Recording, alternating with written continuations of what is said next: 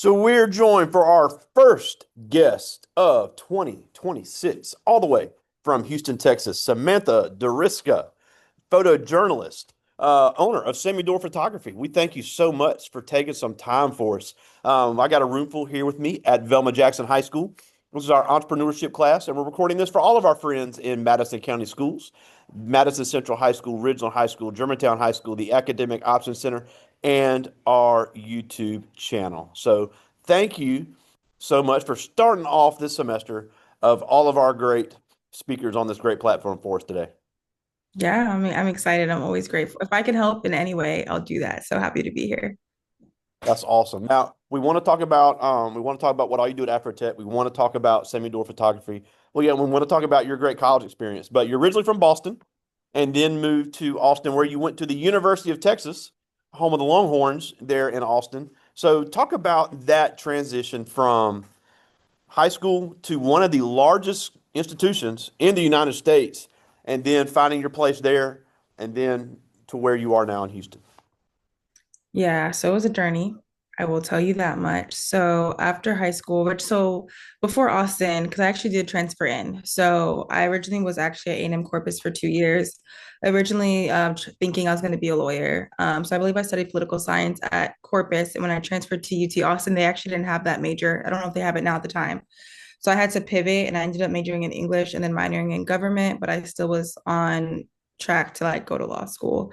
So that's kind of where my headspace was at. But law school was never a passion of mine. I was never personally driven by it. It just seemed like, oh, like let me just do this one because it was just one of those normalized career paths that people talk about. Um, but I wasn't fulfilled and I wasn't happy. So I know the summer before I graduated UT Austin, I just told my parents, hey, like this isn't for me. It was very emotional. I definitely cried, but I kind of knew I always liked taking photos, but it wasn't something that I was planning for it to become a business. It was kind of just more of an outlet for me to just express myself because I just wasn't in the best space mentally. And by default, like I ended up doing some photojournalism at the Daily Texan, which was the student journalism outlet for UT. Wasn't good at all. I definitely learned along the way. I took 1,001 bad photos before one decent one. But that was kind of how it started. And then I know in 2020, a group of girls at UT Austin were like, hey, can you take our grad photos? Was not qualified, had never done anything to that caliber. This is my first time really understanding about business and like accepting money and all of that jazz and like making sure people are happy. It was really hard. But my first grad shoot happened to go viral. And that actually helped to sustain me for a while. That first grad shoot I did. So that's kind of how photography came into the fold. And then journalism, I've also always had an knack for writing. Did I realize I'd become a journalist with my beats being in tech and business? No, I'll admit that. But I definitely started to lean into that calling too after graduating from UT Austin. I also had majored in English too. So I did a couple internships post UT Austin at Girls Life Magazine and Houstonia Magazine. They were free internships, but I do think Houstonia would pay us like a little bit for like certain stories. And then I did a 48-hour fast with God. Literally no makeup. I didn't have any fake hair. I just kind of like tuned out all the noise. And a week from breaking that fast, I went on Twitter, now X, and I saw Afrotech was looking for writers. So I applied with the writing samples I had from those free internships, and the rest is history. Well, I definitely want to talk about that, but that's a good point when it comes to advancing your career because I had some seniors in here earlier and we talked about building your network. And even if you want to be an entrepreneur or not, that is such an important skill to learn because they always say it's not what you know, it's who you know. I take it one step farther. It's who knows you. So Hmm. no matter what your path is after high school, everybody's got a different path, but people have to know who you are. You have Yeah. to get in those student organizations. You have to do those internships. You have to learn the businesses. You can't just flip on a switch and say, "Hey, I'm going to do this." You have to learn the business and you have to learn from people that are already in there. And if you want to have that person as a future client, they have to know the type of work you do.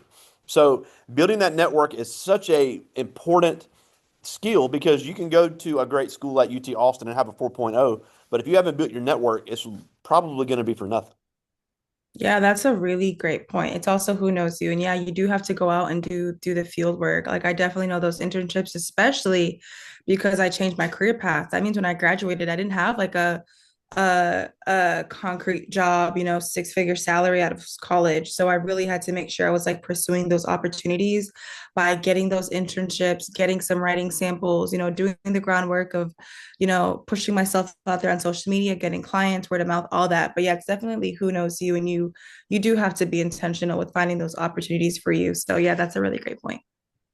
Now, we want to get to the semi-dual photography, but I want to talk about the work you do at Afrotech because we actually earlier this year we had a person join us from the Afrotech conference in Houston. She's in Detroit, but she joined us from the conference, and we had several other people that were there. And for those who don't know, talk about what Afrotech is, and you spend a lot of time interviewing a lot of Black entrepreneurs from every type of business that you can imagine. Afrotech does such a great job highlighting these people that are just doing amazing work and have great concepts and really pushing forward Black business, not just in the United States, but across the world.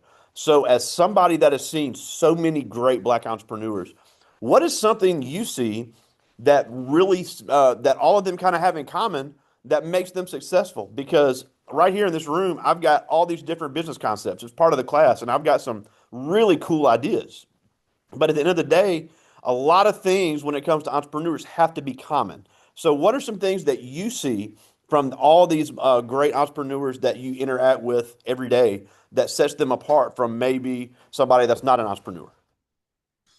I would say definitely like audacity, and a really strong sense of belief. Sometimes in entrepreneurship, it's not always going to be understood. You know, I meet some founders who literally drop out of Harvard, an Ivy League school, to pursue like the entrepreneurial journey, right? To like the normal person that might be like, why would you do that? But I've met, like, I literally interacted with a founder recently who just dropped out of an Ivy League school, right, for their startup. So, audacity, being bold and believing in a vision, even if it doesn't make sense to the average person, it might not even make sense to your family. I have people who have even been successful, right? Maybe even generating like millions, right?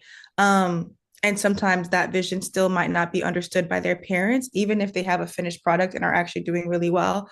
But you kind of still have to stand behind it, especially if you feel like that's something God is calling you to do. So, audacity, a strong sense of belief. Also, it takes a lot of work. You know, a lot, what is that phrase? But people say, oh, I left my 9 to 5 to work 24/7. Entrepreneurship is hard. You know what I mean? It's a lot of work. They work really hard. And sometimes I see that behind the scenes process. For some people, they're taking back-to-back calls with like different investors trying to get some support for their business. It's hard. And then some people too, it's just them, right? Especially in our community. I know there's some stats where a lot of us we don't have employees. We might not have a whole team. So some people are doing wearing many hats all at once. So it is a lot of work until you can build a team. So yeah, you need a strong work ethic too. Um, Also being okay sometimes with being uncomfortable. I don't want to glorify struggle. I want to be mindful of that. But for sometimes a lot of the commonality I'm seeing in people's stories is that struggle. For some people, I'm not encouraging y'all to do this. I'm just being honest. Like I've heard some stories of people couch surfing at times, or, you know, not knowing when their next bill was going to pay, right? Liquidating maybe their 401k.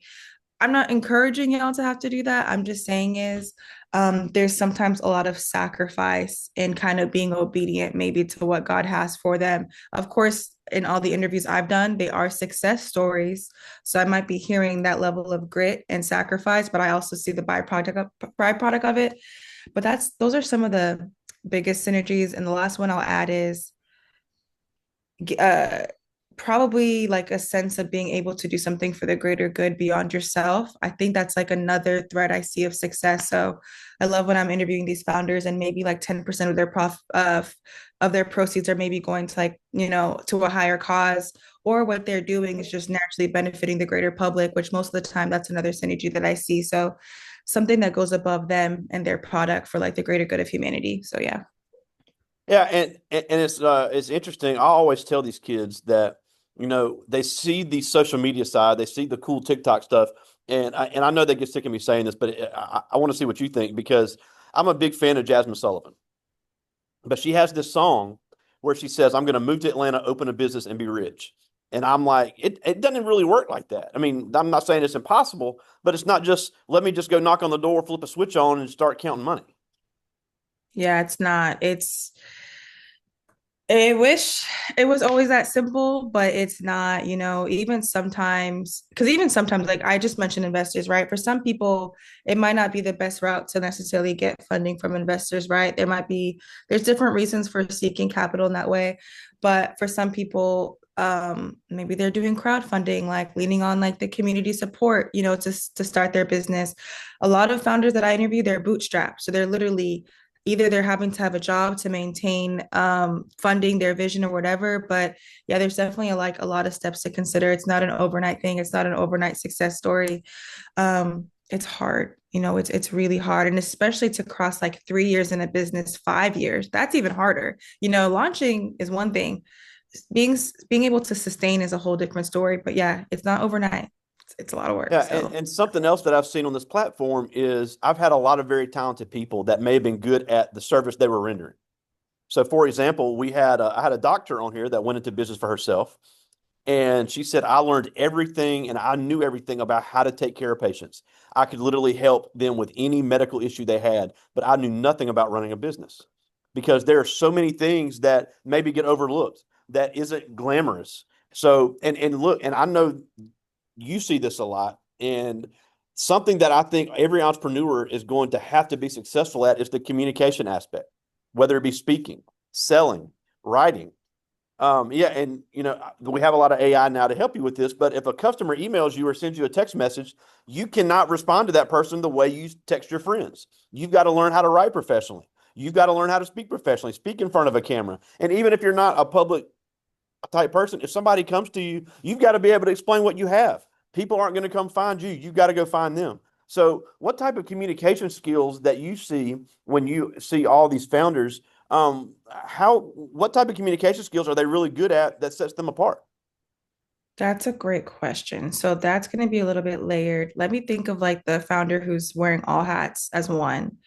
Yeah. Um, Let me think of an exact example. So when literally there's a brand called Sensory, founded by three best friends. I'm familiar with the founder, one of them named Shanna. I've been paying attention to their digital footprint since they launched in January or early last year. They utilize all social platforms. They are posting everywhere. They literally bring their customers into the process. You literally feel like you've been along their journey and you're a part of their success story. They do really great at utilizing all their platforms, and they talk how we're talking too. Very casual conversation, really relatable. And I feel like that's generally been their superpower, and they're doing very well. I know they mentioned they might maybe be on Shark Tank. I know Oh, they were able cool. to like they were able to raise like $100,000, and they've had some really great strong revenue months too. But I know it's because of how they communicate themselves and how they communicate the brand online, and they utilize everything. That's really important. I encourage all of you guys to be utilizing LinkedIn. Personally, LinkedIn has been something that has also helped to, it's been of a great benefit to my career trajectory, and also for other people who I see utilizing LinkedIn, right? Some people are getting investors for their companies on LinkedIn. They're You can meet CEOs on LinkedIn. You can meet recruiters for jobs. You can apply to a job, but you can connect with that recruiter directly on LinkedIn, and that can put you in a better position for your job, or like rallying support. So that's another one I would say for sure. I want to pinpoint LinkedIn and yes, like you said, being able to speak about what you're building publicly is a superpower. I'm also working on this too. I encourage all of you guys to read as much as you can, because it also influences how you show up and speak. That's a really big one. And also, if you're not wanting to do all of that, eventually it's okay to also get in a place where somebody's representing you on your behalf to take some of that communication load off of you, which I also see. This is where if you're a founder, you might get into PR, right? They helped you with how to communicate your brand and vision, etc., or marketing, the marketing end. But those would be some of the things that I think people should be thinking about as far as communication. And obviously to know your elevator pitch when you're walking into rooms. Go to conferences. You meet so many amazing people at conferences. it's insane actually. That's something I wish I had done earlier on. And also just understand like what you want for yourself, whether that's a job, whether that's something you're building, so you can also communicate that to whoever you're rubbing shoulders with. I know for like Afro Tech, I speak a lot of people ahead. They always say nail your 30-second elevator pitch, etc. So those are just some things I would advise communication wise. Yeah, and along those same lines, and I'm glad you mentioned Afrotech because I wanted to talk briefly about that as well. Because look, we all know social media isn't going anywhere, and that's fine because there's a lot of great things that can come out of social media. That's how I found you. However, I always tell these kids, and I tell everybody, find things like Afrotech to follow that are positive. Afrotech could give you a great connection. It could give you a great way to see, okay, that worked for them. Maybe this will work for me. Or, hey, that's a really good idea. I need to look into that. Maybe that's something I could use. Now, look, I like the celebrities too. I'm a big sports fan, so I follow a lot of celebrities. I like seeing what they do. But at the end of the day, I really like to get things that are going to put positive things in my life to help give me ideas. And Afrotech has been one of those things to where it's connected me with founders. And I've seen some of you guys' articles, and that's where I'm building content to try to give to these kids. So as these kids get older and they start making decisions on their future path, what are some things that Afrotech could offer them to, and that's a simple Instagram, TikTok, YouTube follow. That's a good question. So just to be clear, like what you're basically asking me again, like what students can get out of a platform like Afrotech, right? Oh, yeah, absolutely. Yeah, so kind of like what you said earlier, right? You can be reading about somebody who maybe they are doing something that you're aspiring to do or aspiring to be. You can reach out to them on LinkedIn, right? You can read about them. Hey, I just, read this article about you. I see you're doing this. I would love to hop on a connection call and learn more about and maybe pick your brains, etc. It can be as simple as that. Um, what else? Of course, we have our conference, there is a student tier as well for the conference. I know this year it's going to be, if I believe, November 2nd through November 6th. It's going to be in Houston, returning for its third consecutive year to Houston.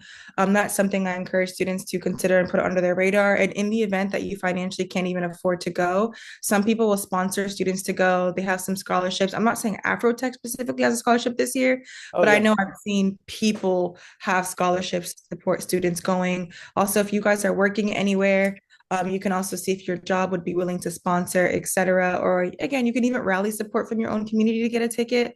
And even if not around the conference, they still will have sometimes free events, free activations. And sometimes if you network ahead of the conference, even if you're not going, maybe you could network and play your cards right, which could be like a really great opportunity for you to like rub shoulders. So yeah, those were just some things that I think students could be doing as it relates to Afrotech. And yeah, please, like, I encourage everyone to read the stories. It's empowering. You can learn a lot about wealth building, where technology is going, where business is going, and maybe be inspired to also do the same and, make your own imprint in the world in whatever capacity. So yeah. Yeah, and if even if Afrotech isn't the platform you prefer, find something similar that's going to put Yeah. positive things into your life. I'm all about that. Now, before I get to their questions, we got to talk about your business, SammyDoorPhotography.com there in Texas. And we've looked at some of your pictures, and the fact that you don't even do this full time is amazing. Just amazing work you're doing. Great shoots. I know you do a lot of graduation shoots. But one thing on your website that I really like, and we've looked at it, and I'll encourage everybody to go look at it as well. We talked about communication. There is no question about what things are going to cost. You have exactly what it's going to cost, exactly what you get. And here's an example of that.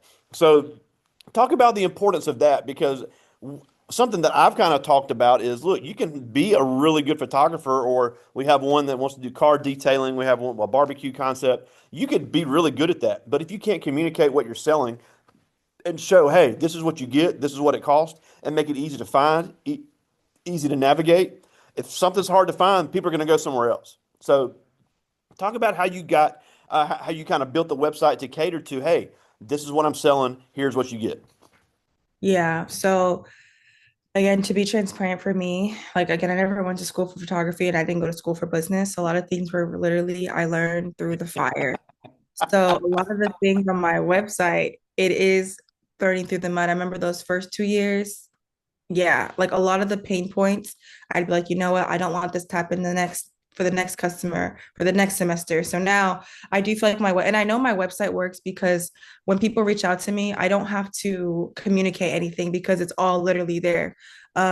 So yeah, just make it really clear. Try to mitigate as much as you can. So when people outreach, it's just easier for you. You don't want to have to keep repeating the same things. And if you are, that does mean you didn't communicate something on your website well or your product well enough, especially if it keeps having and you keep having to explain it. So yeah, my website, which has 3 packages for the grads, gold, silver, and bronze, you know, how many edits you're going to get for that photo, how much it is, the travel fees there, depending on the city that you're going to in Texas. It's very easy and very simple. So, but that, like I said, that's a byproduct of some of those pain points that I knew I was missing from observations. So, yeah. And you also, one thing that I see a lot of young entrepreneurs, especially a lot of young black entrepreneurs, because you see this all the time, is they think they have to be the cheapest. Being the cheapest can make a whole lot more work for yourself. So finding that, it's almost a science, finding the way to price it. Know your worth. Being able to offer just a little bit more can allow you to charge a lot more. So really learning your market, learning what they like, learning what's going to sell. And I always say, if people will buy it, you need to sell it. And if people will pay it, you need to charge it. So it really is such a science, but something that, like you do such a great job of, got to be specific, saying, here's what you're going to get. And then at the end of the day, let them make the decision, but do everything you can to help them make that decision. And you brought up a good point when it comes to understanding your worth. And again, I want to be transparent. That was a learning curve for me. Um, And I don't have imposter syndrome, no, but maybe to the outside looking in, it could. But you brought up a good point because I remember when I first started doing grad shoots, I was charging 140. Since you looked at my website, you see I'm charging a lot more than that. So I also had to learn that, yeah, when you lower your pricing, it actually one hurts the market around you. And two, you're not doing yourself a favor. And I've learned that people actually won't value it as much actually when you charge less versus if you were to charge your actual worth or what the market does. Yes. So, and if you don't know what your worth is, that's where you can ask your peers, look at other photographers' websites who work models yours or doing something similar. So you have an idea of like what to charge, but you are right. You should definitely have a firm understanding of what your worth and value is in the market. And people will respect you more when you do charge accordingly. And on the flip side of that, if you have a if you're charging something and you're not getting booked, that's where maybe you might not be worth what you think you do. And that's not a knock to it. That's just something that somebody told me, like raise your rates every this amount of time. If you notice you're getting less engagement from customers, okay, maybe you went a little too high. But yeah, just be hyper aware. Like you don't want to go overboard, you don't want to lowball either, but definitely try to find that sweet spot. Love it. Well, I do have some questions here. I'm gonna try to get as many of these as I can because these are all good. I like this first one. This is Shunderlicia Black. She's in 10th grade. She's kind of injured today, hobbling in here on crutches. But she wants to get into the cosmetology space, but she's also interested in photography. And she asked, what advice would you give someone who wanted to get into photography? Oh, that's such a good question. Well, start studying now. Like even like I'm 28 years old. Even me, who's been doing photography since 2020, I'm also, and again, I'm a full-blown journalist. Even me, I'm considering like maybe taking a course because you should always be a student. Never feel like you've arrived. I don't care if you're photographing celebrities or whatever. Always be a student. So even I'm considering like a course on photography at HCC. It'll be like $200 for the semester. That's really not much at all for just further insights. I'm in Houston, so they also have Precision Camera, which is like in 45 minutes away. They do workshops, lighting workshops, etc. So for you, if you're trying to like get more into photography, I would definitely encourage you to learn as much as you can. Whether that's like free workshops that they have, maybe it's paying. Like I know for me, I also did a class with one of my favorite photographers. They helped me learn how to retouch. And to this day, I retouch from that one-on-one with that photographer. I think I did pay, but that was literally I've made like thousands of dollars from whatever I might have paid from that one encounter and that one lesson from them. So don't be afraid to pay for that course for a photographer who you admire. It is worth it. And honestly, you have to just start taking photos. When I wasn't able to take photos of people, I was taking photos of the concrete of the building. Sounds crazy, but I was just trying to practice and learn what these settings are, what it means. We have YouTube, we have social media, like there's endless amount of learning. So I definitely encourage you to do that. And also, I do photography, so you can also reach out to me. I'm happy to help wherever I can. But yeah, those would just be some tips and figure out what your niche is. I like grad photos. I like headshots. I also like editorials. Some people like weddings. Some people only like doing corporate work. Some people like working with artists. Give yourself the grace and the space to know like where you'll fall in photography, and you don't feel pressured to choose either. You can like multiple things and shoot multiple things. So yeah. Well, I like this one. This is Quenisha Kennedy. She's in 10th grade, has a great concept for an auto detail shop, which I think it'd be cool to have a female-owned auto detail shop. I would. But she asked, how do you manage your time being an entrepreneur and an employee? Great question. So I've learned along the way, there was a time when I was at Afrotech where I would actually there's a time when I was doing photo shoots every day. Mind you, I'm in Houston. Most of my clientele's in Austin. Austin's a 2.5 hour drive. So there was a time where I was driving 2.5 hours every day for months while also Mm. working at my job full time. And I keep those lives very separate. Like it's not like my boss knows what I'm doing in photography, etc. Two separate worlds. I'm just making them both work. That was really hard though. And I told myself I personally don't want to work at that capacity moving forward. I tried it, it's not for me. So for me, how I maintain that balance, weekends is where I dedicate my photo shoots if they're out of Houston. If they're in Houston, I'm able to do it during the weekday, regardless of my work schedule. Interviews, I always schedule for 3 p.m. with a few exceptions. So I always know my shoots will be after that window as well. Thursdays, I do general connection calls with people in my network, people who just want to maybe just introduce themselves, interact. So I just kind of delegate my time, but I will, like I said, photo shoots are typically on the weekend. So that's how I balance and navigate both. And I definitely encourage you to learn when it's your time to do all of that.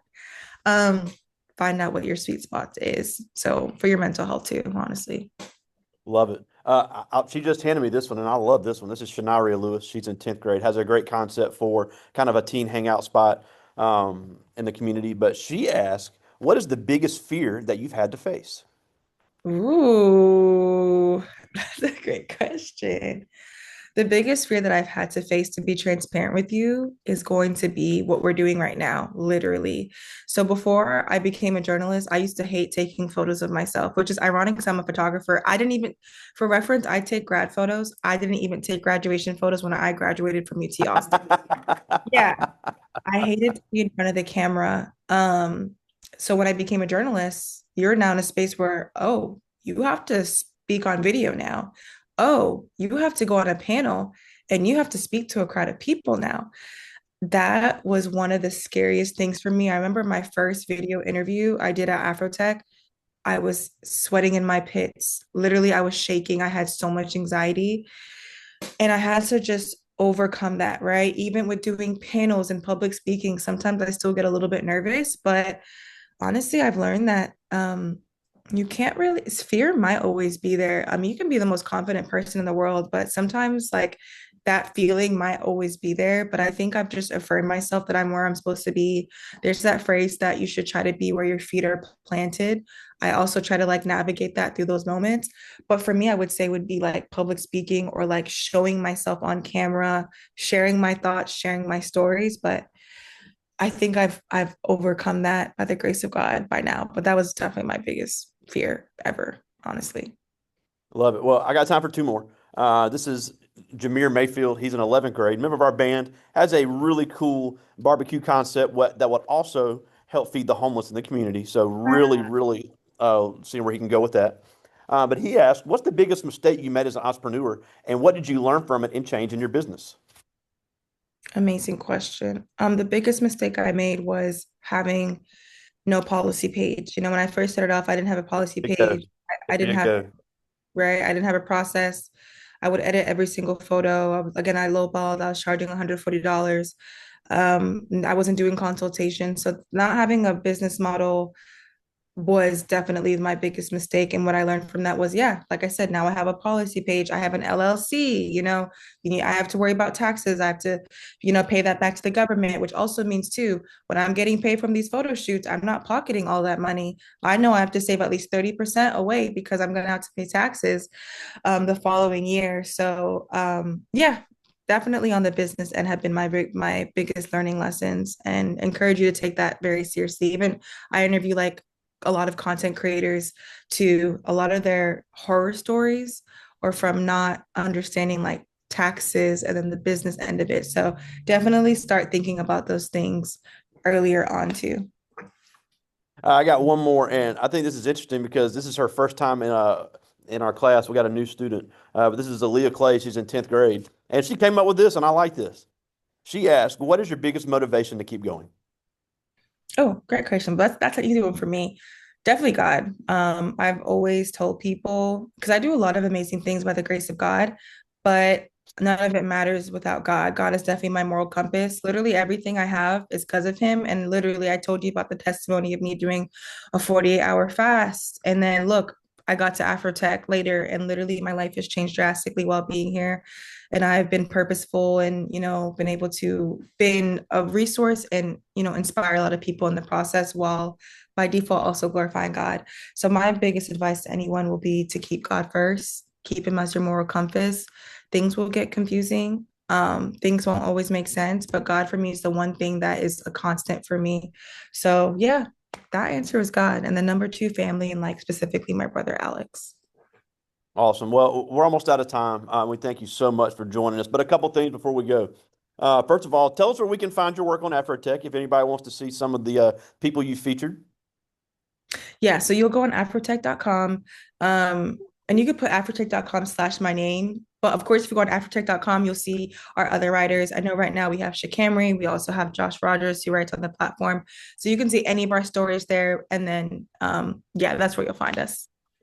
And then for our Texas friends, Sammydor.com, SAMMIEDOR.com is your photography page where you have all your grad shoots for all the colleges, all the great PWIs, HBCUs, community colleges, even the high schools out there in Texas. Very, very, great area. So anybody in the Houston, Dallas, San Antonio, Austin, or even the Corpus Christi or Longview area, make sure you hit up Samantha Dorisca. But the last thing before we go is, I told you about some of the business concepts we have here, and something you do on a daily basis is you interact with so many great black entrepreneurs. So as these kids get ready to transition from high school to whatever their next step is, why should they always keep in mind that we need more successful black entrepreneurs in every single field? Yeah, so you're asking what they should keep in mind? Yeah, because we need more black entrepreneurs across all the boards and all the fields and all the industries. Find mentorship, for sure. I would say for right now. Yeah, I would say mentorship would be really helpful to find somebody that's doing what you're doing who can really advise you. A step above that would be, of course, now somebody who can advocate for you in rooms that you can't be in. That's like the next level. But I would say for now, mentorship. Also, too, like you guys are in class together. Don't neglect networking like horizontally. The person you're sitting with to your left could one day be the founder of like $1 million company. So I think sometimes we'll look at who's like above us or who's like ahead of us, but also don't neglect the people that are also right beside you. You guys might end up building something really amazing together. That might be your co-founder one day or whatever. So don't neglect that in the process looking ahead. Um, and like I said, this is kind of twofold. We're really seeing like I know media, we're seeing a big push towards ownership, like people building their own platforms, not necessarily relying all the time on like a job. I'm not gonna knock a 9 to 5. You get benefits, your 401(k), that is a blessing too. But also maybe also be considering things that you can also do on your own strength. You guys are seemingly have a lot of amazing business ideas. A lot of you guys seem to already understand the power of ownership, and I love that for you guys. Super proud. I can't wait to see where that takes you. Um, but yeah, those would be a couple of things that I would be keeping in mind looking ahead. So yeah. Love it. Well, again, I know you got to get back to work, and we thank you for fitting us in your busy schedule. But again, my friend, Samantha Dorisca, all the way from Houston, Texas, thank you so much for joining us today. And thank you for doing this. This was so fun. And this is amazing. I'm proud of you and proud of the students. So thank you guys for your time. Seriously. Talk to you soon, buddy. Thank you. Talk to you soon. Bye. See ya.